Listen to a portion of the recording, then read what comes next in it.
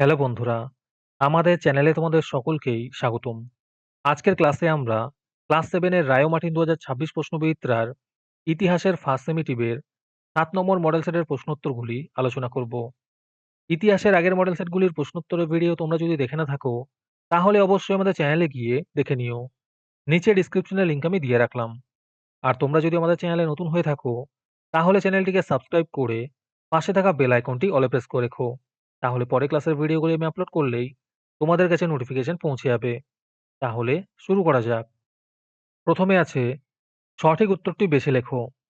১ নম্বর প্রশ্ন হলো, প্রাচীন বাংলার অঞ্চলগুলির মধ্যে বৃহত্তম ছিল পুন্ড্রবর্ধন। ২ নম্বর প্রশ্ন হলো, আজকের বাংলাদেশের চট্টগ্রামের উপকূল অঞ্চল প্রাচীন যুগে হরিকেল নামে পরিচিত ছিল। ৩ নম্বর প্রশ্ন হলো, চীনা ভাষায় লোটো মোচি নামকরণ করা হয় রক্তমৃত্তিকা বৌদ্ধবিহারের। ৪ নম্বর প্রশ্ন হলো, গৌড়বহ কাব্যটি রচনা করেন বাক্পতি রাজ। ৫ নম্বরে আছে, হিজড়ি সাল গণনা শুরু হয় হযরতের মদিনা গমন থেকে। ৬ নম্বর প্রশ্ন হলো, দক্ষিণ ভারতের বণিকদের বলা হতো চেট্টি। তারপরে ২ নম্বরে আছে, দু এক কথায় উত্তর দাও। ১ নম্বর প্রশ্ন হলো, গঙ্গায় কোন্ডচোল উপাধি কে নেন? এর উত্তর হবে প্রথম রাজেন্দ্র চোল। ২ নম্বর প্রশ্ন হলো, সেন রাজাদের আদি নিবাস কোথায় ছিল? এর উত্তর হবে কর্ণাট অঞ্চলে।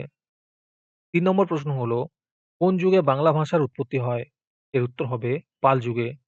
৪ নম্বর প্রশ্ন হলো, কোন বৌদ্ধ আচার্যের বাড়ি নাস্তিক পণ্ডিতের ভিটা নামে পরিচিত? এর উত্তর হবে অতীশ দীপঙ্কর শ্রীজ্ঞানের।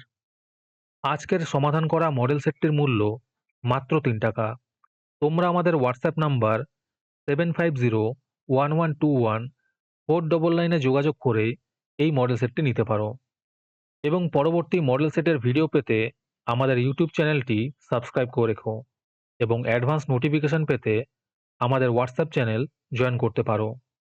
ডিসক্রিপশনে লিংক দেওয়া রইল, তোমরা সেখানে গিয়ে আমাদের হোয়াটসঅ্যাপ চ্যানেল জয়েন করতে পারো। তারপরে ২ নম্বরে আছে, ২-৩টি বাক্যে নিচের প্রশ্নগুলির উত্তর দাও। এই প্রশ্নের উত্তরগুলি আমি তোমাদের দেখিয়ে দিচ্ছি, তোমরা দেখে দেখে নোট ডাউন করে নিও। ১ নম্বর প্রশ্ন হলো, কোন ৩টি নদী দিয়ে প্রাচীন বাংলার সীমা তৈরি হয়েছিল? এর উত্তর হবে ভাগীরথী, পদ্মা এবং মেঘনা নদী দিয়ে প্রাচীন বাংলার সীমানা তৈরি হয়েছিল। একের অথবাতে আছে, বেদুইন কাদের বলা হতো ও এদের জীবনযাত্রা কেমন ছিল? এই উত্তরগুলো একটু দেখে নিও। ২ নম্বর প্রশ্ন হলো, পঞ্চরত্ন কাদের বলা হতো? ২ এর অথবাতে আছে, চর্যাপদ কি?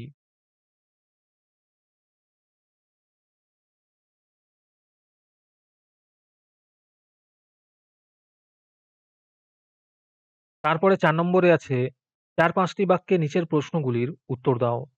১ নম্বর প্রশ্ন হলো, পূর্বহ বলতে কি বোঝায়?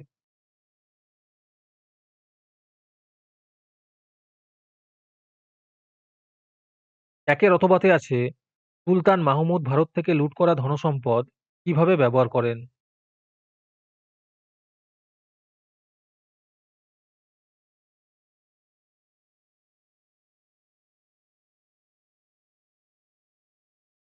দুই নম্বর প্রশ্ন হলো, পাল ও সেন যুগের প্রধান ফসলগুলি কি কি ছিল এবং কোন কোনটি এখনো চাষ করা হয়?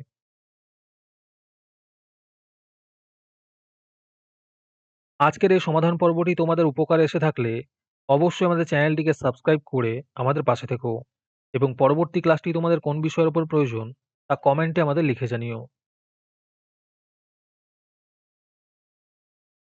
২ এর অথবাতে আছে, পাল ও সেন যুগে কিভাবে কর আদায় করা হতো?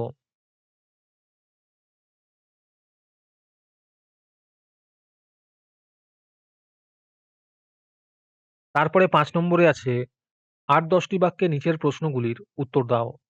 ১ নম্বর প্রশ্ন হলো, শশাঙ্কের সঙ্গে বৌদ্ধদের সম্পর্ক কেমন ছিল আলোচনা করো।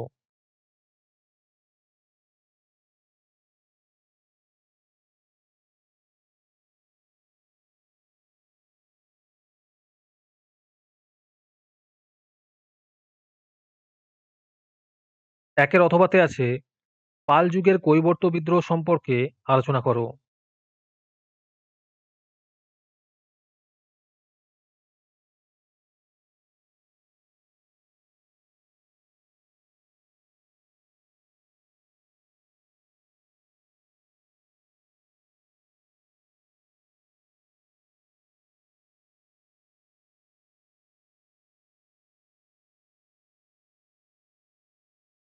২ নম্বর প্রশ্ন হলো, বাংলার পাল ও সেন শাসনের তুলনামূলক আলোচনা করো।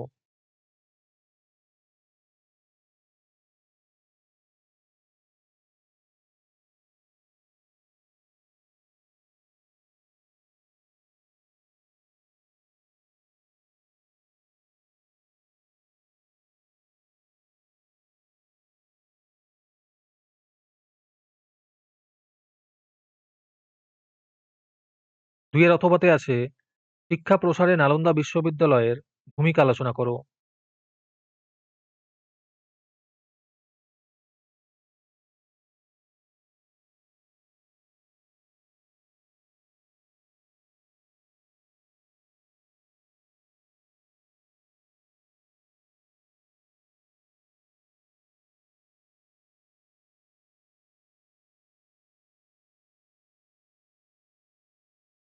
আজকের এই ক্লাসটি তোমাদের ভালো লেগে থাকলে ভিডিওটিকে লাইক এবং চ্যানেলটিকে সাবস্ক্রাইব করে দিও।